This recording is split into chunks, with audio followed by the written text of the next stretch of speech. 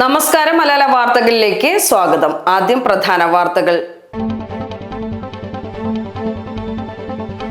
കരുവാരക്കുണ്ട് ഇരിങ്ങാട്ടിരി മൂച്ചിക്കലിൽ കനത്ത മഴയെ തുടർന്ന് നിർമ്മാണത്തിലിരുന്ന ഇരുനില വീട് തകർന്നു വീണു. പരേതനായ മൂർക്കൻ ഹംസ ഹാജിയുടെ മകന്റെ ഉടമസ്ഥതയിലുള്ള വീടാണ് പൂർണ്ണമായി നിലം പതിച്ചത്.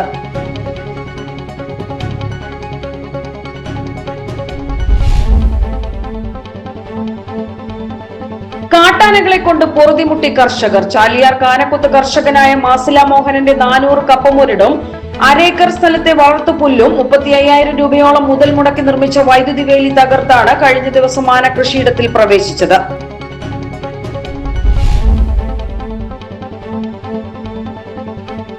ശാരീരിക ക്ഷമതയും യുദ്ധവൈദഗ്ധ്യവും മാത്രമല്ല, ഭരണഘടനയോടുള്ള അചഞ്ചലമായ വിശ്വസ്തതയും ധാർമ്മിക ധൈര്യവും പ്രതിസന്ധി ഘട്ടങ്ങളിലെ ആത്മസംയമനവുമാണ് യഥാർത്ഥ കമാൻഡോയുടെ മുഖമുദ്രയെന്ന് സംസ്ഥാന പോലീസ് മേധാവി.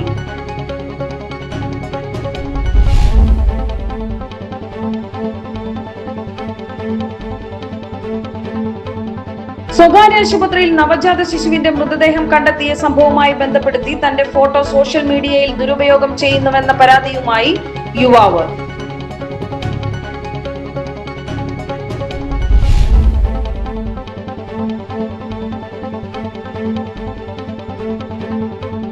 അരീക്കോടും പരിസര പ്രദേശങ്ങളും കേന്ദ്രീകരിച്ച് മയക്കുമരുന്ന് വിൽപ്പന നടത്തി വന്ന അന്തർ സംസ്ഥാന ലഹരിക്കടത്ത് സംഘത്തിലെ 2 പേർ പിടിയിലായി.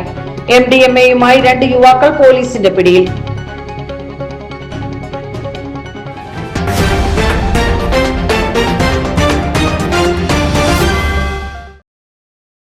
വാർത്തകൾ വിശദമായി. കരുവാരക്കുണ്ട് ഇരിങ്ങാട്ടിരി മൂച്ചിക്കലിൽ കനത്ത മഴയെ തുടർന്ന് നിർമ്മാണത്തിലിരുന്ന ഇരുനില വീട് തകർന്നു വീണു. പരേതനായ മൂർക്കൻ ഹംസ ഹാജിയുടെ മകന്റെ ഉടമസ്ഥതയിലുള്ള വീടാണ് പൂർണ്ണമായി നിലംപതിച്ചത്.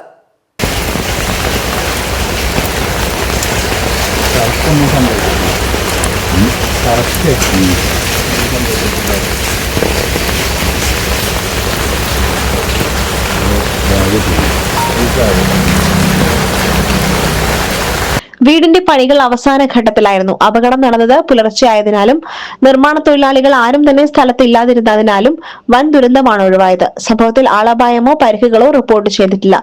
എങ്കിലും വീട് പൂർണ്ണമായും തകർന്നതിനെ തുടർന്ന് ഉടമസ്ഥർക്ക് വൻ സാമ്പത്തിക നഷ്ടമാണ് ഉണ്ടായിട്ടുള്ളത്. കാട്ടാനകളെ കൊണ്ട് പൊറുതിമുട്ടി കർഷകർ. ചാലിയാർ കാനക്കുത്ത് കർഷകനായ മാസില മോഹന്റെ 400 കപ്പമൊരിടും അരേക്കർ സ്ഥലത്തെ വളർത്തുപുല്ലും 35,000 രൂപയോളം മുതൽ മുടക്കി നിർമ്മിച്ച വൈദ്യുതി വേലി തകർത്താണ് കഴിഞ്ഞ ദിവസം ആന കൃഷിയിടത്തിൽ പ്രവേശിച്ചത്. മുണ്ടാട്ട് വിനോദിന്റെ വിളവിന് പാട്ടത്തിനെടുത്ത കായ്ഫലമുള്ള 4 തെങ്ങ്, 1 പ്ലാവ് എന്നിവ നശിപ്പിച്ചു. എന്നാൽ 2 കിലോമീറ്റർ അകലെ പൂളപ്പൊട്ടി മനാഫിന്റെ 300 മൂട് കപ്പയും പിഴുതെറിഞ്ഞു. 1 മാസം മുൻപ് നാലകത്ത് ഹൈദർ അലിയുടെ വീടിന്റെ ഗേറ്റും മതിലും വാഴകളും കമുകുകളും അടക്കം ലക്ഷക്കണക്കിന് രൂപയുടെ നാശനഷ്ടങ്ങൾ വരുത്തിയിരുന്നു. 4ാമത്തെ തവണയാണ് തന്റെ കൃഷിഭൂമിയിൽ ഇറങ്ങി വിളവ് നശിപ്പിക്കുന്നത്. ഇത്ര അടുത്തൊക്കെ കുട്ടികളെ ചെറിയ പിഞ്ചം പൈതലെ കുട്ടികളൊക്കെ സമയത്ത് ഈ രാത്രി ഈ ആന വന്നിട്ട് ഈ കോലം നാസാക്കി കഴിഞ്ഞാല് ആ കരയിൽ കയറി നമ്മളെ കമ്പിയിലുണ്ട്. പിന്നെ അങ്ങോട്ട് ആന അങ്ങോട്ട് പോയിട്ടില്ല, കാരണം അതെങ്ങും തൊട്ടിട്ടില്ല. അപ്പോൾ കമ്പിയിലോ കാരണം അങ്ങോട്ട് പോയിട്ടില്ല. അപ്പോൾ അവിടെ തന്നെ പൊടിച്ചുകൾ കയറി വന്നത്. അത് സംഭവം ഫോറസ്റ്റ് ഡിപ്പാർട്ട്മെന്റ് തീരുമാനമായിട്ട്. പിന്നെ വെച്ചാൽ ഓരോ കാര്യങ്ങൾ പറഞ്ഞാൽ ഓരോ പരാതി കൊടുക്കാനാണ് പറഞ്ഞത്. പക്ഷെ പരാതി കൊടുക്കാൻ നമ്മളത്തെ തന്നെ ഇതിൻ്റെ ആൾ ജർമ്മനിയിലുള്ളത്. ഇതിൻ്റെ റെക്കോർഡും കാര്യങ്ങളും ലോക്കലിൽ വെച്ച് പൂട്ടി പോയേക്കാണ്. അപ്പോൾ ഓല് പറഞ്ഞത് നിങ്ങൾ കൃഷി ഉണ്ടാക്കുകയാണെങ്കിൽ പൈസ ഒക്കെ തരാം, നിങ്ങൾ കൃഷി ചെയ്തോളി, വിജയിച്ചിട്ട് എങ്കിൽ ഞങ്ങൾക്ക് തിരിച്ച് പൈസ തന്നാൽ മതി പറഞ്ഞിട്ട്. പക്ഷേ ഈ ഫോറസ്റ്റ് ഡിപ്പാർട്ട്മെൻറ്റിലേക്ക് നമുക്ക് കൃഷീൻ്റെ നീതി ഷീറ്റിൻ്റെ ഫോട്ടോ കോപ്പി വെച്ചിട്ട് അക്ഷയയിൽ പോയിട്ട് അപേക്ഷ വിടണം. നമുക്ക് ഇത്ര മോഡ് പൂള നാസാക്കി, ഇത്ര മോഡ് വായ നാസാക്കി എന്ന് പറഞ്ഞെങ്കിൽ ഓരോടുത്തുനിന്ന് 10 റുപ്യ നമുക്ക് കിട്ടുള്ളൂ. ഈ 3 റൗണ്ട്, ഇത് 4 റൗണ്ടാണ് ഈ ആന നാസാക്കണമെങ്കിൽ നമ്മൾ പറമ്പ് നാസാക്കിക്കൊണ്ടിരിക്കുന്നത്. ഇത് മാത്രമല്ല, നമുക്ക് ആലൊടിയിൽ കുറുങ്കുളം പുള്ള് നമുക്ക് കൃഷികളിലാണ്. നമ്മളെ കൗണ്ടറിൽ നമ്മളെ ഇതിൽ അടിച്ച് നമ്മൾ അക്ഷയയിൽ അടിച്ചു നോക്കി നമുക്ക് ഒരുപാട് 10-15 സ്ഥലത്ത് നമുക്ക് കൃഷിയില്ല മനുഷ്യൻ. നമ്മൾ ഈ 10-15 സ്ഥലത്ത് കൃഷിയില്ലാത്ത എല്ലായിടത്തും റിക്കാറുള്ള ഭൂമി ഇതൊന്നേ ഉള്ളൂ. ഈ ഭൂമിയിൽ റിക്കാറുള്ള സ്ഥലത്ത് റിക്കാറുള്ളതുകൊണ്ട് നമുക്ക് ഫോറസ്റ്റ് ഡിപ്പാർട്ട്മെന്റിൽ നിന്നോ പഞ്ചായത്തിൽ നിന്നോ ഒരു ആനുകൂല്യം നമുക്ക് കിട്ടുന്നില്ല. 15 ദിവസം മുൻപ് തന്റെ മറ്റൊരു കൃഷിയിടത്തിലെ 1 ഏക്കർ 80 സെന്റ് സ്ഥലത്ത് 850 മൂട് കപ്പ കാട്ടാനകൾ കൂട്ടത്തോടെ നശിപ്പിച്ചു. രാത്രികാലങ്ങളിൽ ഇവിടങ്ങളിൽ കാട്ടാനകൾ തമ്പടിക്കുക പതിവാണെന്ന് കർഷകർ പറയുന്നു. പെരുമ്പത്തൂർ ആലോടിയിലെ 1 ഏക്കർ 80 സെന്റ് പാട്ടഭൂമിയിൽ മാസങ്ങൾക്ക് മുൻപാണ് കൃഷി ഇറക്കിയത്. എന്നാൽ ഇപ്പോൾ സീസൺ ആയതുകൊണ്ട് മോശമില്ലാത്ത വില ലഭിക്കും എന്ന പ്രതീക്ഷയായിരുന്നു കർഷകന്. തമിഴ്നാട് ഗൂഡല്ലൂർ ചേരമ്പാടി സ്വദേശിയാണ് മാസില മോഹനൻ. ഇവിടെ കുടുംബത്തോടൊപ്പമാണ് ജീവിക്കുന്നത്. തനിക്കറിയാവുന്ന ഏക ജോലി കൃഷിയാണ്. തരിശു ഭൂമി കണ്ടെത്തി അതിൽ പൊന്നു വിളയിപ്പിക്കുന്ന രീതിയാണ് ഇയാളുടെ സവിശേഷത. 3 സ്ഥലങ്ങളിലായി 6 ഏക്കർ കൃഷി ചെയ്യുന്നുണ്ട്. 1800 വാഴയും കൃഷി ചെയ്തു വരുന്നു. എന്നാൽ 1 മാസത്തിന് മുൻപ് കാട്ടാന ഇറങ്ങി 100-ലധികം വാഴകൾ കേടുവരുത്തി. ബാക്കിയുള്ളതുണ്ടല്ലോ എന്ന് ആശ്വസിച്ച കർഷകൻ നിരാശനായി. അപ്രതീക്ഷിതമായി വേനൽ മഴയിലും കാറ്റിലും ബാക്കി എല്ലാ വാഴകളും കാറ്റിൽ ഒടിഞ്ഞു വീണു. പയർ, വെണ്ട, ഇഞ്ചി, മഞ്ഞൾ കൃഷി തുടങ്ങിയവയാണ് കൃഷി ചെയ്തിരുന്നത്. തനിക്കറിയാവുന്ന ജോലി കൃഷിയായതുകൊണ്ട് രാവിലെ തുമ്പയെടുത്ത് കൃഷിഭൂമിയിൽ ഇറങ്ങുക പതിവാണ്. മുൻപൊന്നും ഇല്ലാതിരുന്ന കാട്ടാനക്കൂട്ടങ്ങളെ പിടിച്ചുകെട്ടുവാൻ എന്തെങ്കിലും നടപടി സർക്കാരിന്റെ ഭാഗത്തു നിന്നും ഉണ്ടാകണം എന്നാണ് കർഷകൻ പറയുന്നത്. കൃഷി ചെയ്താൽ കൃഷിഭവനിൽ ഇൻഷൂർ ചെയ്യുകയാണെങ്കിൽ മാത്രമാണ് സർക്കാരിൽ നിന്നും സബ്സിഡി ലഭിക്കുക. ഇത് പഞ്ചായത്തിലെ കൃഷി ഓഫീസർ സ്ഥലം സന്ദർശിച്ച് സ്ഥിതിഗതികൾ വിലയിരുത്തണം. അതിന്റെ അടിസ്ഥാനത്തിലാണ് ഫണ്ട് അനുവദിക്കുക. ഇൻഷുറൻസ് തുക നെൽകൃഷിയാണെങ്കിൽ 1 സെന്റിന് 1 രൂപ കണക്കിലും, കപ്പയാണെങ്കിൽ 1 സെന്റിന് 3 രൂപയും, വാഴയ്ക്ക് 1 സെന്റിന് 3 രൂപയും വീതമാണ് ഇൻഷുറൻസ്. കുലയ്ക്കാറായ വാഴയ്ക്ക് കേടുപാടുകൾ സംഭവിച്ചാൽ 300 രൂപ വരെ ലഭിക്കും. പകുതി പ്രായമാകുമ്പോൾ കേടുവരുന്ന വാഴകൾക്ക് 180 രൂപ വരെ ലഭിക്കും എന്നാണ് കൃഷി ഓഫീസർ പറയുന്നത്. എന്നാൽ നമ്മുടെ നാട്ടിൽ ഭൂരിഭാഗം കർഷകരും കൃഷിഭൂമി രജിസ്റ്റർ ചെയ്യാൻ പോകാറില്ല. അത്തരക്കാർ ആനുകൂല്യത്തിന് അർഹരല്ല എന്നാണ് അധികൃതരുടെ വാദം. ഏറ്റവും കൂടുതൽ ആദിവാസി ഉന്നതികൾ ഉള്ള ജില്ലയിലെ ഏക പഞ്ചായത്താണ് ചാലിയാർ പഞ്ചായത്ത്. ആദിവാസി ഉന്നതികളിൽ താമസിക്കുന്ന ചോല, നായ്ക്ക, മെതിയ, പണിയ തുടങ്ങിയ വിഭാഗങ്ങൾ ഈ പഞ്ചായത്തിലുണ്ട്. ജീവിതത്തിന്റെ രണ്ടറ്റവും കൂട്ടിച്ചേർക്കുവാൻ കൃഷി വിളവിറക്കുന്ന സമയത്ത് ബാങ്കിൽ നിന്നും വായ്പ എടുത്ത് വിളവിറക്കുന്ന സമയത്ത് ബാങ്കിൽ അടയ്ക്കാറാണ് പതിവ്. ഇവിടെ മാസില മോഹനൻ അടക്കമുള്ള കർഷകരുടെ മുഴുവൻ കൃഷിയും കാട്ടാനക്കൂട്ടം നശിപ്പിച്ചു കഴിഞ്ഞാൽ ചെറിയ സബ്സിഡിയിൽ ഒതുങ്ങി ജീവിതം മുന്നോട്ട് കൊണ്ടുപോകുവാൻ കഴിയാത്ത അവസ്ഥയാണ്. ആദ്യകാലങ്ങളിൽ കൃഷിയിടങ്ങളിൽ ആന ഇറങ്ങിയാൽ ബന്ധപ്പെട്ട ഫോറസ്റ്റ് ഉദ്യോഗസ്ഥർ, വാർഡ് മെമ്പർ സ്ഥലം സന്ദർശിക്കുകയുണ്ടായിരുന്നു. എന്നാൽ ഇപ്പോൾ ഫോൺ വിളിച്ചാൽ പോലും ഫോൺ എടുക്കാത്ത അവസ്ഥയാണെന്നും കർഷകൻ പറയുന്നു. 10000, 3000 തുടങ്ങിയ പഞ്ചായത്തിലെ വനമേഖലയിൽ നിന്നും ജനവാസ കേന്ദ്രങ്ങളിലേക്ക് ആനകൾ ഇറങ്ങി അവയെ തുരത്തുന്നതിനുള്ള യോഗം നിലമ്പൂർ DFOയുടെ നേതൃത്വത്തിൽ നടന്നിരുന്നു. ഉടനെ ആനകളെ തുരത്തുന്നതിന് വേണ്ട കാര്യങ്ങൾ സ്വീകരിക്കുന്നുണ്ടെന്ന് കർഷകർക്ക് ഉറപ്പും നൽകിയിരുന്നു ഇതെന്ന് മോഹനൻ പറയുന്നു. ശാരീരിക ക്ഷമതയും യുദ്ധവൈദഗ്ധ്യവും മാത്രമല്ല, ഭരണഘടനയോടുള്ള അചഞ്ചലമായ വിശ്വസ്തതയും ധാർമ്മിക ധൈര്യവും പ്രതിസന്ധി ഘട്ടങ്ങളിലെ ആത്മസംയമനവുമാണ് യഥാർത്ഥ കമാൻഡോയുടെ മുഖമുദ്രയെന്ന് സംസ്ഥാന പോലീസ് മേധാവി. ഇന്ത്യ റിസർവ് ബറ്റാലിയനിൽ പരിശീലനം പൂർത്തിയാക്കിയ 10ാമത് ബാച്ച് കമാൻഡോ വിങ്ങിലെ 152 റിക്രൂട്ട് സേനാംഗങ്ങളുടെ പാസിംഗ് ഔട്ട് പരേഡിനെ അഭിസംബോധന ചെയ്ത് സംസാരിക്കുകയായിരുന്നു അദ്ദേഹം. But remember, physical endurance and combat skills are only of the uniform. True commando ethos is anchored in unwavering loyalty to the Constitution, supreme moral courage and absolute restraint when facing chaos. When the state faces its darkest hour and ordinary systems reach their limit, the citizens of Kerala will look to you. Whether it is neutralizing a high-risk terror threat, securing our vital installations, or stepping in as the first responders during the catastrophic natural disasters. You are the shield that protects our peace and democratic fabric. സംസ്ഥാനം അതീവ ഗുരുതരമായ സാഹചര്യങ്ങളിൽ നേരിടുമ്പോൾ സാധാരണ സംവിധാനങ്ങൾക്കൊപ്പം ജനങ്ങൾ കേരള പോലീസിലെ കമാൻഡോകളെയാണ് പ്രതീക്ഷയോടെ നോക്കുന്നതെന്നും അദ്ദേഹം പറഞ്ഞു. ഭീകരാക്രമണ ഭീഷണികളെ നേരിടുന്നതിനും സുപ്രധാന സ്ഥാപനങ്ങളുടെ സുരക്ഷ ഉറപ്പാക്കുന്നതിനും പ്രകൃതി ദുരന്തങ്ങൾ ഉൾപ്പെടെയുള്ള അടിയന്തര സാഹചര്യങ്ങളിൽ ആദ്യ പ്രതികരണ സേനയായി പ്രവർത്തിക്കുന്നതിനും കമാൻഡോകൾ സജ്ജരായിരിക്കണമെന്നും അദ്ദേഹം ഓർമ്മിപ്പിച്ചു. നിങ്ങളാണ് നമ്മുടെ സമാധാനത്തെയും ജനാധിപത്യ സംവിധാനത്തെയും സംരക്ഷിക്കുന്ന കവചം. കേരള പോലീസിന്റെ അഭിമാനവും അച്ചടക്കവും എന്നും ഉയർത്തിപ്പിടിക്കണം. കൃത്യതയോടെയും ആത്മവിശ്വാസത്തോടെയും ഉത്തരവാദിത്തങ്ങൾ നിർവഹിക്കണം. നിരപരാധികൾക്ക് നിങ്ങളുടെ സാന്നിധ്യം ആശ്വാസവും സമൂഹത്തിന് ഭീഷണിയാകുന്നവർക്ക് ശക്തമായ മുന്നറിയിപ്പുമായിരിക്കണമെന്നും അദ്ദേഹം പറഞ്ഞു. കഠിനമായ പരിശീലനം വിജയകരമായി പൂർത്തിയാക്കിയ എല്ലാ റിക്രൂട്ടുകൾക്കും അദ്ദേഹം അഭിനന്ദനം അറിയിച്ചു. കമാൻഡോകൾ പരേഡ് ഗ്രൗണ്ടിലെത്തി കാഴ്ചവെച്ച നിശ്ചയദാർഢ്യവും അച്ചടക്കവും ത്യാഗവും സഹിഷ്ണുതയും അഭിനന്ദനാർഹമാണെന്നും അദ്ദേഹം പറഞ്ഞു.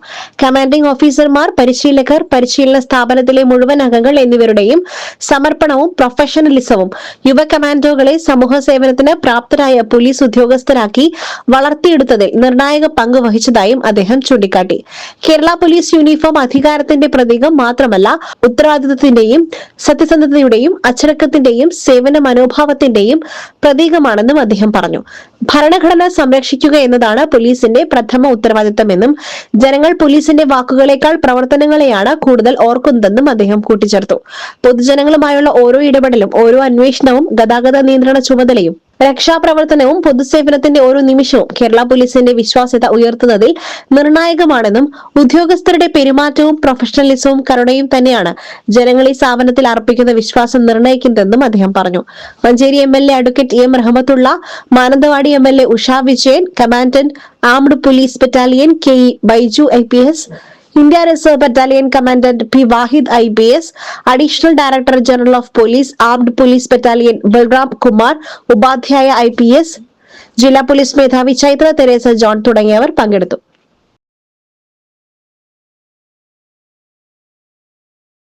സ്വകാര്യ ആശുപത്രിയിൽ നവജാത ശിശുവിന്റെ മൃതദേഹം കണ്ടെത്തിയ സംഭവവുമായി ബന്ധപ്പെടുത്തി തന്റെ ഫോട്ടോ സോഷ്യൽ മീഡിയയിൽ ദുരുപയോഗം ചെയ്യുന്നുവെന്ന പരാതിയുമായി യുവാവ് നിലമ്പൂർ വാർത്താ സമ്മേളനം വിളിച്ചാണ് നിലമ്പൂർ സ്വദേശി തോങ്ങോടൻ ശ്രീരാഗ് കാര്യങ്ങൾ വിശദീകരിച്ചത്. കുറച്ച് ദിവസങ്ങളായിട്ട് സോഷ്യൽ മീഡിയയിൽ ന്യൂസിലൊക്കെ വന്നിട്ടുള്ള നവജാത ശിശുവിനെ ബാത്റൂമിൽ ഉപേക്ഷിക്കപ്പെട്ട നിലയൊരു കേസിൻ്റെ ഭാഗമായിട്ട് സമൂഹ മാധ്യമങ്ങളിൽ ഇതിൻ്റെ ഒരു ഫോട്ടോ വേറൊരാളുടെ പേരുമായിട്ട് വെച്ചിട്ട് സോഷ്യൽ മീഡിയയിൽ പ്രചരിപ്പിക്കുന്നുണ്ട്. ഒരു കള്ളവാർത്തയായിട്ട് പ്രചരിപ്പിച്ചുകൊണ്ടിരിക്കുന്നുണ്ട്. ഇതുമായിട്ട് എനിക്ക് യാതൊരു ബന്ധവുമില്ല. അപ്പം അതിങ്ങനെ സോഷ്യൽ മീഡിയയിൽ കൂടെ കുറേ പേരിങ്ങനെ ഷെയർ ചെയ്തുകൊണ്ടിരിക്കുകയാണ് ഇപ്പോഴും. ഈ ഒരു കേസിൻ്റെ ഭാഗത്തിൽ എനിക്ക് ഇതുമായിട്ട് യാതൊരു ബന്ധവുമില്ല. മാത്രമല്ല, ഇത് കാരണം ഞാനും എൻ്റെ കുടുംബവും ഇപ്പോൾ കടുത്ത മാനസികമായിട്ടുള്ള പീഡനത്തിനും മാനനഷ്ടത്തിനും പോയിക്കൊണ്ടിരിക്കുകയാണ്. ഇതിൻ്റെ ഭാഗമായിട്ട് ഈ പോസ്റ്റ് ചെയ്ത ആളുടെ പേരിൽ ഞാൻ നിലമ്പൂർ പോലീസിൽ കംപ്ലയിൻറ്റ് ചെയ്തിട്ടുണ്ട്. ഒരു ഉത്തരവാദിത്തപ്പെട്ട പോസ്റ്റിൽ ഇരിക്കേണ്ട ഒരാളാണ് ഇത്തരം ഒരു വാർത്ത ചെയ്തിട്ടുള്ളത്. അപ്പം അതും സ്റ്റേഷനിൽ കംപ്ലയിൻ്റായിട്ട് കൊടുത്തിട്ടുണ്ട്. ഇതിനെതിരെ ഞാൻ കടുത്ത മാനസികമായിട്ടുള്ള പീഡനം നേരിട്ടുകൊണ്ടിരിക്കുകയാണ്.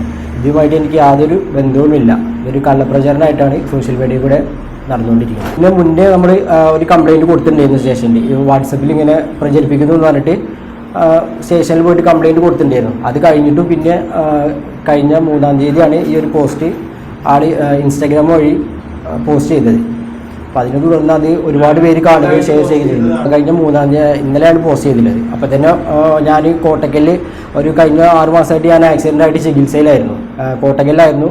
ഇത് എൻ്റെ ഒരുപാട് ഫ്രണ്ട്സ് വിളിച്ച് ചോദിച്ചു, ഇങ്ങനെ എന്താ സംഭവം ഉണ്ട് എന്നുള്ളത് വിളിച്ച് ചോദിച്ചു. അതിൻ്റെ ഇടയിലാണ് ഞാൻ അറിയുന്നത്. അപ്പോൾ ഞാൻ സോഷ്യൽ മീഡിയയിൽ കയറി നോക്കിയപ്പോൾ ഇങ്ങനൊരു പോസ്റ്റ് കണ്ടു. അതിനെ തുടർന്ന് ഞാൻ നിലമ്പൂർ സ്റ്റേഷനിൽ വന്ന് കംപ്ലയിൻറ്റ് കൊടുത്തിട്ടുണ്ട്. സോഷ്യൽ മീഡിയയിൽ തന്റെ ഫോട്ടോ പ്രചരിക്കുന്നത് കടുത്ത മാനസിക സമ്മർദ്ദത്തിനിടയാക്കുന്നുണ്ടെന്ന് ശ്രീരാഗ് പറഞ്ഞു. അപകടത്തെ തുടർന്ന് കഴിഞ്ഞ ഏതാനും മാസങ്ങളായി താൻ ചികിത്സയിലായിരുന്നുവെന്നും കഴിഞ്ഞ ദിവസമാണ് തന്റെ ഫോട്ടോ സോഷ്യൽ മീഡിയയിൽ പ്രചരിക്കുന്നതായി സുഹൃത്തുക്കൾ വഴി അറിഞ്ഞതെന്നും ശ്രീരാഗ് പറഞ്ഞു.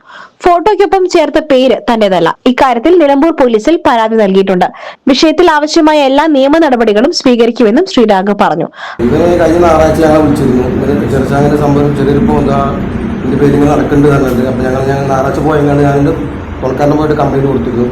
അപ്പോൾ അതിനടിസ്ഥാനത്തിൽ ഞങ്ങൾ അന്വേഷിക്കും. സാറ് പറഞ്ഞാൽ അന്വേഷിക്കാമെന്ന് പറഞ്ഞിട്ട് ഇറങ്ങി പോകുന്നത്. ഇത് ഇന്നലെയാണ് ഈ ഒരു രണ്ടാമതും ഇത് വിളിച്ചിട്ട് പോകുമ്പോൾ പറയുന്നത് ഞാൻ എന്തായാലും അവിടെ നിന്ന് വരുന്നുണ്ട്. ഇന്നത്തെ 7 മാസം അവിടെ ഹോസ്പിറ്റലിൽ കിടക്കുന്നതാണ്. അപ്പോൾ അവിടെ വരുന്നുണ്ടെങ്കിൽ തന്നെ ചിലവ് ഒക്കെ കൂടുതലാണ്. ഇപ്പോൾ അങ്ങോട്ട് പോകുന്ന ചിലവ് കൂടുതലാണ്. അതുപോലെ അങ്ങനെ 6 കൊല്ലമായി നട്ടിൽ ഉപ്പ് ഇതിൻ്റെ കടിയുടെ അവിടെ കിടക്കുന്നത്. അപ്പോൾ ഇവിടെ നോക്കാനുള്ളതുകൊണ്ടാണ് ഇങ്ങനെ ആക്സിഡൻ്റായപ്പോൾ അങ്ങോട്ട് കൊണ്ടുപോയി. ഇത്രയും ആൾക്കാർ ഇങ്ങനെ കുറേ പ്രചരിപ്പിക്കുമ്പോൾ അത് നോക്കിയിട്ട് ചിന്തിച്ചിട്ടൊക്കെ വേണ്ടേ. മാനസിക എന്തെങ്കിലും കേസ് കൊടുക്കുമ്പോൾ അതിന് മുന്നോട്ട് പോകുന്നത് ഇവിടുന്ന് അറിയിക്കാൻ നേരെ കോടതിക്ക് പോകുന്നത്. മാതാവിനും ബന്ധു രാജേഷിനും ഒപ്പം എത്തിയായിരുന്നു വാർത്താ സമ്മേളനം നടത്തിയത്. അരീക്കോടും പരിസര പ്രദേശങ്ങളും കേന്ദ്രീകരിച്ച് മയക്കുമരുന്ന് വിൽപ്പന നടത്തിവന്ന അന്തർ സംസ്ഥാന ലഹരിക്കടത്ത് സംഘത്തിലെ 2 പേർ പിടിയിലായി. അരീക്കോട് താഴത്തങ്ങാടി സ്വദേശി ചീമാടൻ വീട്ടിൽ നിജിൽ, കാവന്നൂർ അത്താണിക്കൽ സ്വദേശി കവണഞ്ചേരി വീട്ടിൽ മുഹമ്മദ് ഷാൻ എന്നിവരാണ് പിടിയിലായത്. അരീക്കോട് പത്തനാപുരത്ത് വെച്ച് നടത്തിയ വാഹന പരിശോധനയിലാണ് 8 ഗ്രാം MDMA-യുമായി ഇവർ പിടിയിലായത്. വിൽപ്പനയ്ക്കായി MDMA ബാംഗ്ലൂരിൽ നിന്നും വാങ്ങി അരീക്കോട്ടേക്ക് വരുന്നതിനിടെയാണ് പ്രതികൾ പിടിയിലായത്. 2023 MDMA-യുമായി നിജിലിനെ ബാംഗ്ലൂർ പോലീസ് പിടികൂടിയിരുന്നു. ഈ കേസിൽ ജാമ്യത്തിലിറങ്ങി വീണ്ടും ലഹരി കടത്തിൽ സജീവമാവുകയായിരുന്നു. മലപ്പുറം ജില്ലാ പോലീസ് മേധാവി ചൈത്ര തെരേസ ജോൺ IPS-ന് ലഭിച്ച രഹസ്യ വിവരത്തിന്റെ അടിസ്ഥാനത്തിൽ കൊണ്ടോട്ടി SP കാർത്തിക് ബാലകുമാർ, SI സൈലേഷ് എന്നിവരുടെ നേതൃത്വത്തിൽ ഡാൻസ് ഓഫ് സംഘമാണ് പ്രതികളെ പിടികൂടി അന്വേഷണം നടത്തുന്നത്. MDMA-യുമായി 2 യുവാക്കൾ പോലീസിന്റെ പിടിയിൽ. എടക്കര വില്ലേജ് ഓഫീസിന് സമീപം അർദ്ധരാത്രി നടത്തിയ പരിശോധനയിലാണ് 2.408 ഗ്രാം MDMA-യുമായി 2 യുവാക്കൾ പോലീസിന്റെ പിടിയിലായത്. എടക്കര SI ആർഷിദ് KM-ന്റെ നേതൃത്വത്തിൽ പട്രോളിംഗ് നടത്തവെ നിർത്തിയിട്ടിരുന്ന കാറിൽ സംശയാസ്പദമായ സാഹചര്യത്തിൽ കണ്ടെത്തിയ ഇരുവരെയും പോലീസ് ചോദ്യം ചെയ്യുകയായിരുന്നു. തുടർന്ന് നടത്തിയ പരിശോധനയിലാണ് റാഷിഖിന്റെ പാന്റിന്റെ പോക്കറ്റിൽ നിന്നും സിറ്റ്ലോക്ക് കവറിലാക്കിയ നിലയിൽ MDMA കണ്ടെടുത്തത്. വാഹനത്തിന്റെ ഡാഷ്ബോർഡിൽ നിന്നും ലഹരി ഉപയോഗിക്കുന്നതിനുള്ള ഗ്ലാസ് ഫണലും കസ്റ്റഡിയിലെടുത്തു. കൊണ്ടോട്ടിയിൽ നിന്നാണ് ലഹരി മരുന്ന് വാങ്ങിയതെന്ന് പ്രതികൾ സമ്മതിച്ചതായി പോലീസ് പറഞ്ഞു. പോത്തുകൽ പോലീസും എടക്കര പോലീസും ചേർന്നാണ് പ്രതികളുടെ അറസ്റ്റ് രേഖപ്പെടുത്തിയത്. വളർത്തുനായയെ കൊന്ന് കൊമേഴ്ഷ്യൽ ബിൽഡിംഗിലെ ഒഴിഞ്ഞ റൂമിൽ ഉപേക്ഷിച്ച നിലയിൽ കണ്ടെത്തി. നിലമ്പൂർ കോവിലകത്ത് മുറി വീരാടൂർ കുന്നിലെ ഹൻഷാസ് കോംപ്ലക്സിലെ ഒഴിഞ്ഞ മുറിയിലാണ് നായയെ കൊന്ന് ഉപേക്ഷിച്ച നിലയിൽ കണ്ടെത്തിയത്. വളർത്തുനായയെ വെടിവെച്ച് കൊന്ന് കൊമേഴ്സ്യൽ ബിൽഡിംഗിലെ ഒഴിഞ്ഞ റൂമിൽ ഉപേക്ഷിച്ച നിലയിൽ കണ്ടെത്തി. നിലമ്പൂർ കോവിലകത്ത് മുറി വിരാടൂർ കുന്നിലെ ഹൻഷാസ് കോംപ്ലക്സിലെ ഒഴിഞ്ഞ മുറിയിലാണ് നായയെ കൊന്ന് ഉപേക്ഷിച്ച നിലയിൽ കണ്ടെത്തിയത്. വിദ്യാഭ്യാസ സ്ഥാപനവും ബിസിനസ് സ്ഥാപനങ്ങളും അടക്കം പ്രവർത്തിക്കുന്ന ബിൽഡിംഗിലാണ് സാമൂഹ്യ വിരുദ്ധർ നായയെ കൊന്ന് ഉപേക്ഷിച്ചത്. നിരവധി വിദ്യാർത്ഥികളടക്കം പഠിക്കുന്ന സ്ഥാപനത്തിന് താഴെയുള്ള റൂമിലാണ് രാത്രിയുടെ മറവിൽ നായയുടെ ജഡം ഉപേക്ഷിച്ചത്. നായയുടെ ജഡത്തിന് ഏകദേശം 3 ദിവസത്തോളം പഴക്കം വരും. സംഭവത്തെക്കുറിച്ച് അന്വേഷിക്കണമെന്നാവശ്യപ്പെട്ട് ബിൽഡിംഗ് ഉടമ നിലമ്പൂർ പോലീസിൽ പരാതി നൽകിയിട്ടുണ്ട്. മോഷണ കേസിലെ പ്രതി 7 വർഷങ്ങൾക്ക് ശേഷം പിടിയിലായി. 2019-ൽ പോത്തുകൽ പോലീസ് സ്റ്റേഷനിൽ രജിസ്റ്റർ ചെയ്ത് കേസിൽ വാറണ്ട് നിലവിലുണ്ടായിരുന്ന പ്രതിയെയാണ് പോത്തുകൽ പോലീസ് അറസ്റ്റ് ചെയ്തത്. അരീക്കോട് ഉഗ്രപുരം പെരുപറമ്പ് ചെമ്പകശ്ശേരി വീട്ടിൽ അഷ്റഫാണ് അറസ്റ്റിലായത്. മൊബൈൽ ഫോൺ മോഷണ കേസിലെ പ്രതിയാണ്. കോടതിയിൽ നിന്നും ഇയാൾക്കെതിരെ അറസ്റ്റ് വാറണ്ട് പുറപ്പെടുവിച്ചിരുന്നു. CI അജീഷിന്റെ നേതൃത്വത്തിലാണ് പ്രതിയെ കസ്റ്റഡിയിലെടുത്തത്. അന്വേഷണ സംഘത്തിൽ പോലീസ് ഉദ്യോഗസ്ഥരായ സജീദ്, ഹരീഷ്, അനീഷ്, സാബിർ അലി എന്നിവരും ഉണ്ടായിരുന്നു. നടപടികൾക്ക് ശേഷം പ്രതിയെ കോടതിയിൽ ഹാജരാക്കി. ഇതോടെ വാർത്താ ബുള്ളറ്റിൻ സമാപിക്കുന്നു. നമസ്കാരം.